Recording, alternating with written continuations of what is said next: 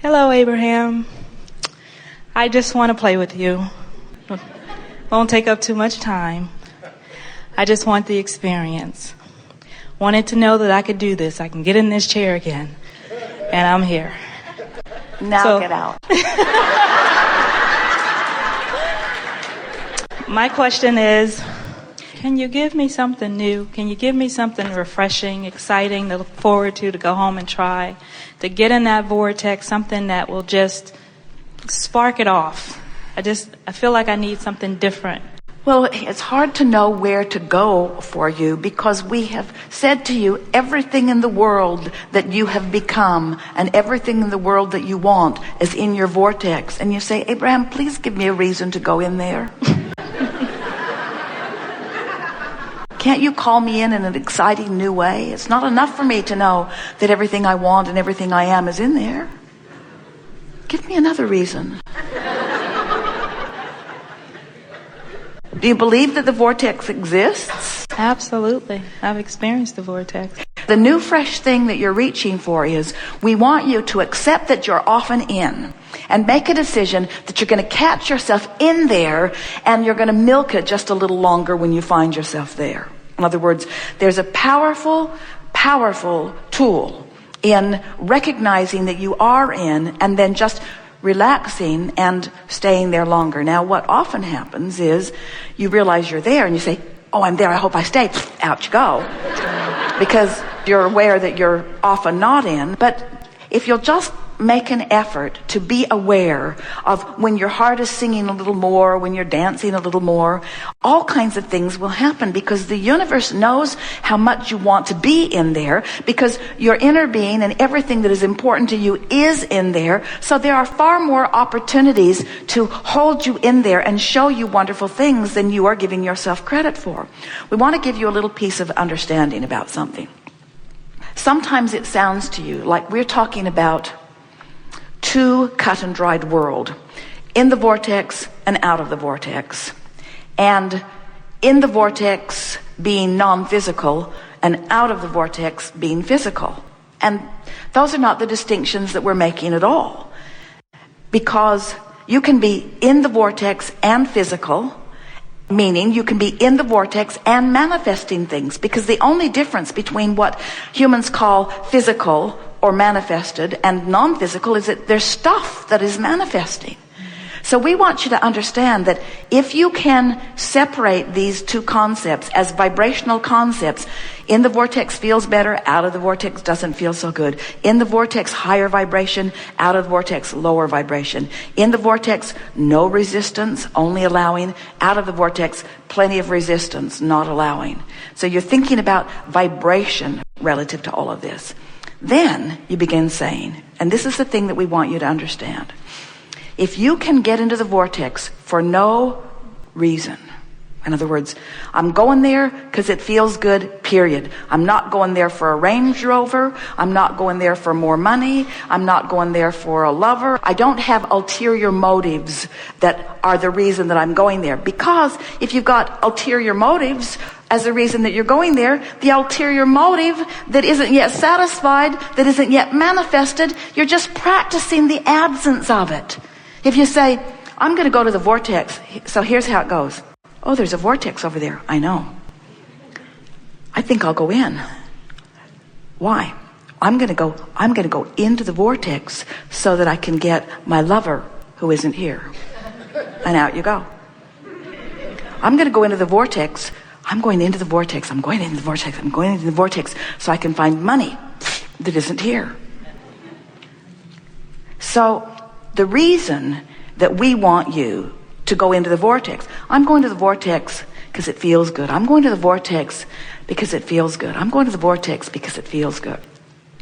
I'm going to the vortex because my heart sings there. I'm going to the vortex because I'm happy there. I'm going to the vortex for emotional reasons. I'm going to the vortex because I breathe more deeply there. I'm going to the vortex because I feel more clear-minded there. I'm going to the vortex. I'm going to the vortex for emotional reasons. I'm going to the vortex for emotional reasons. If you will go for emotional reasons, you'll get in and you'll hang around a little longer. And here's the thing that we so want you to hear. We almost shouldn't tell you, but we will. If you hang around in this vortex for the emotional reason that we're describing, stuff's going to start manifesting for you inside the vortex. You're going to be in the vortex with a Range Rover. You're going to be in the vortex with more money. You see what we're getting at?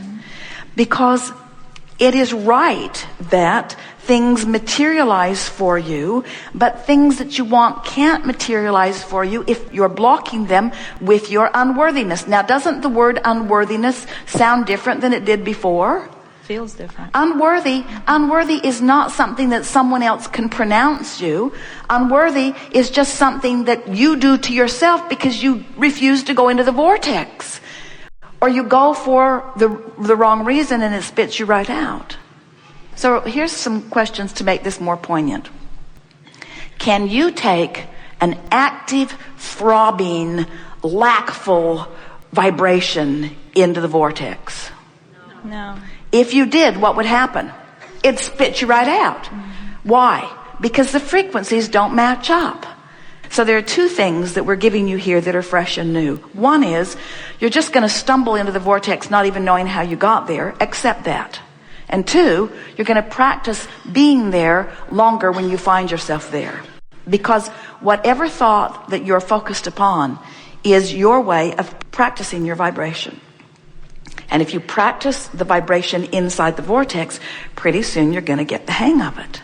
Do you know people that are so sure of their financial stability that you can't make them worry about money? Do you know anybody like that? Yes. You say, yeah, well, they inherited a fortune. Of course, that's the way they feel. But separate whatever reason you've assigned. In other words, there's this tendency to say, well, yeah, they feel that way because of that they have, which I don't have. And we say, that's arguing for your limitations, and that's arguing for being outside the vortex. What we want you to start doing is arguing for being in the vortex. Sort of like we said to our friend, only ask the question to which you know you will receive an answer from someone in the vortex. Following? Yes. Thank you. Be very playful about it. We can feel that you are often in the vortex. We also can feel that you've been working very hard to get into the vortex. And we think this conversation is good for everyone because we're talking about vibration here, not action, which means we're talking about focus now, not glasses. Can you feel the distinction? We're talking about choosing the thought for the emotional content and practicing it long enough that the emotional content becomes the habit.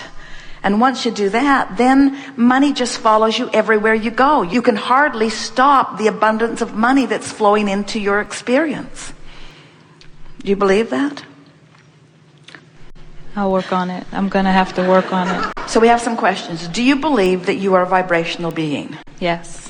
Do you believe in the validity of this vortex that we talk about all the time? Yes. Do you believe that you can feel when you're in and when you're out? Yes. Do you believe that you have the ability to choose a thought that makes it easier to stay in? Yes.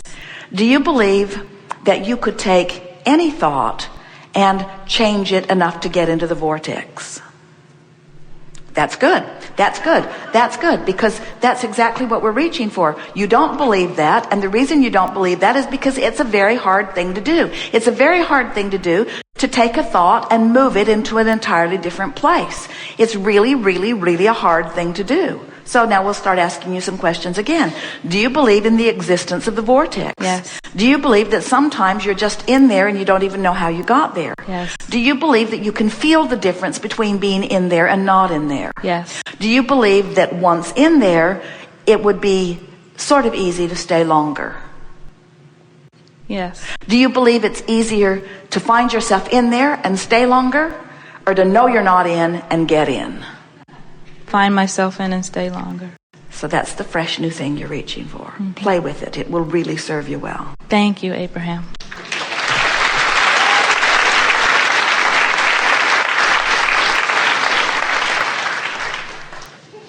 So what this gathering is about you deciding that you're going to offer your vibration on purpose, because Your vibration equals your point of attraction. The law of attraction, which is the powerful law that manages this universe and everything that exists, it is a law that responds to vibrational frequencies. And the only reason that humans aren't more keenly aware of this law is because most humans are unaware that they have a vibrational frequency. They're not putting it together. They're not noticing that their emotions are the key to their alignment or resistance to the vibration of who they are. But once you begin to accept or even consider the idea that you are source energy, a part of which has come forth into this body, and that the larger part of you still remains non-physically focused, still offering this powerful vibration, and that when you, in your physical body, launch a rocket of desire, that your inner being becomes immediately the vibrational equivalent of that new expanded beingness, and that then your relationship in your physical body to this new expansion has shifted a little bit. In other words, you really owe it to yourself to keep up with your own expansion. And when you do, oh, life is so good.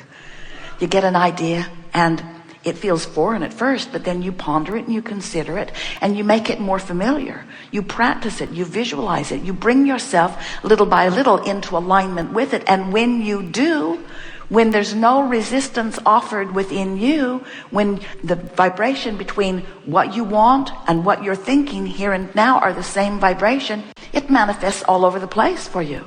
In other words, you just can't keep from manifesting what you believe. What you believe and what you expect are manifesting all around you as evidence of what you believe and what you expect. But humans don't tell the story that way usually. They don't say, I get what I think about. They say, I get stuff and some of it I like and some of it I don't like, but I can't figure out what's the common denominator. I think that I am living a karmic response to past lives. It must be something like that. No, I know what it is. I know what it is. There's a conspiracy against me. I think it's the government. No, I know what it is. I was born into the wrong religion and I'm being punished for that. You come up with really screwy things. Or you say, it's my employer's fault. That's a big one. Oh, here's the biggest one of all. It's my mother's fault. I'm certain that we got off on the wrong foot. If she had been wiser, things would have gone better for me. And what we're wanting you to realize is you learned a lot of vibrational patterns from a lot of different places. But the bottom line is your vibrational pattern, what you believe and what you expect is what you're getting. It's what you're getting. It's what you're getting. And we just want to show you that if what you're getting is a match to what you're wanting, then our work here is done. But if there are things that you desire that you're not getting, if you want to feel clear-minded and you're confused, then there's more work to do. If you want to be healthier than you are, then there's more work to do. If you want to have more fun than you're having, then there's more work to do. If you want to be more prosperous than you are, then there's more work to do. And we want you to know that there is always, eternally, don't let this get you down, more work to do, because you're constantly sifting and constantly asking and constantly then being given the choice of moving in the direction of your newfound request or not. And you're going to discover that as you move in the direction of the desires that are born every day, then life feels good to you. You cannot get enough of it. You wake up refreshed and eager. You're like those little kids you see. Don't you see them? They hit the floor running every day. They cannot wait to get... And you wonder, what is the intrigue with that pile of toys that they've been playing with for so long? What is it about that room or that little box of toys or that friend across the street? What is it that they keep discovering new eagerness for life? And then you say, as a sort of burned out adult, well, they'll get over that soon enough. And we want to say to you, we want you to never get over that frisky, free feeling of the new discovery of life.